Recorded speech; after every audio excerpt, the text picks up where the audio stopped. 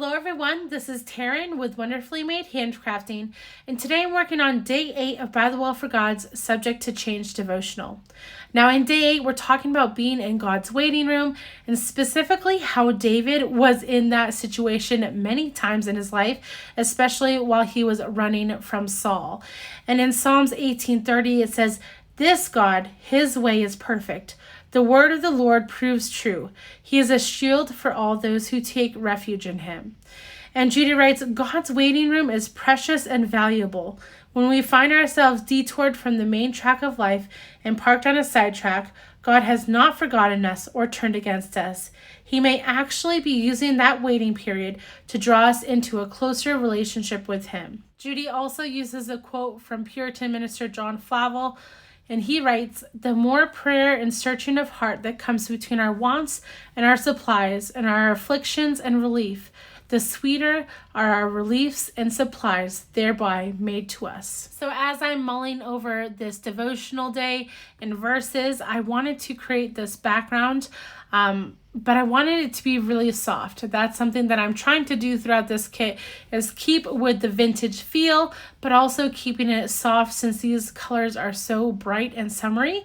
And so I took one of these pages that I had received in my House of Books subscription, and I'm just using it as a background. I like the patina around the edges, but I am adding some gesso over the top because it was seeming like it was going to compete a little bit too much with my cluster. So adding that gesso down really evens it out and tones it down a little bit. And then I'll come in with some Distress Oxide around the edges and kind of re-add that patina in. Now this gesso may look a little too heavy-handed for you, but don't worry. As it dries, it's going to lighten up a little bit and you'll be able to still see those words coming through the background, but that's the most important part, is it's a background. And so I don't want those words competing with what I have going on in my main cluster for this page. So as you dry it, you can kind of see these words coming back a little bit. And I'm going to make sure it's nice and dry before I add that patina around the edges again with some frayed burlap Distress Oxide. Now I want to keep this brown really light around the edges, so I'm choosing to use one of my fluffy makeup brushes. Now you could get a makeup brush just from the Dollar Tree or dollar store. This is just a makeup brush that I probably shouldn't be using. It's a pretty expensive one, but one I wasn't using. So I decided to just start using it for crafting a while ago, and ever since it's been my crafting brush. So I'm just going around the edges and making sure to add it little by little until I'm happy with it. And now I'm going to add a little bit of brown around the edges of all my ephemera pieces. Now, although I really like this background, it was still seeming a little too plain for me. And so I decided to take out Life's Lemons stencil that was an add-on to this kit.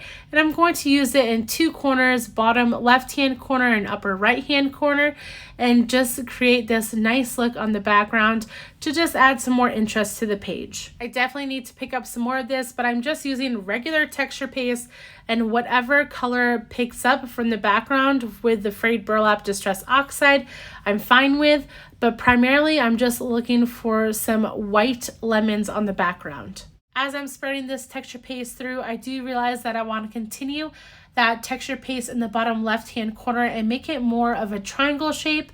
And so it's not dry yet, so I have to be fairly careful with this. So I'll just kind of hold it up on that edge and smush some down. Now, sometimes this works really good and sometimes it doesn't come out that well, but I was fortunate today that it turned out pretty well. It doesn't match up perfectly, but that's okay because it's a background. So now we're turning to work on this cluster. Now, if you've seen any of my videos, you know I love making these clusters off the page. I just get better placement that way. And I've also included this quote from Judy that I found really nice from this devotional. God's waiting room is precious and valuable, especially as it goes along with this flashcard. Now I also had a little ephemera piece that I had previously made in my ideas video for this kit. And so that is just with that numbers stamp that came, or that was an addition to this kit release. And so I just liked how it, corresponded with the verse Psalms 18:30. So I've added that to the top with my stapler on the doily. And then we're just gonna glue this down and add that bumblebee. Now, since there's a fair amount of texture in the background of this page, I am going to make sure to add extra liquid adhesive. I'm using my Barely Arts Precision Glue here. It works wonderfully, but whenever you're dealing with texture, you want to make sure to have a lot of it down so that it will stay glued down to the background. So I've done that, and now I'm going to turn to this bumblebee. I've decided to use some foam tape. This is extra sticky stuff from scrapbook.com. So I'll just put 2 pieces down and smush that little bumblebee up at the top of that cluster. And the last thing I have to do is add my date stamp, which I'm going to decide to do near the gutter of this page. After that, this Bible journaling entry will be complete. If you've enjoyed this video, please like and subscribe to my channel. Don't forget to click that bell notification button so you don't miss any future videos. I'll try to link everything I use down below in the description. And if you haven't followed me over on Instagram yet, my name over there is the same, Wonderfully Made Handcrafting. I hope you have a wonderful day, guys. Bye.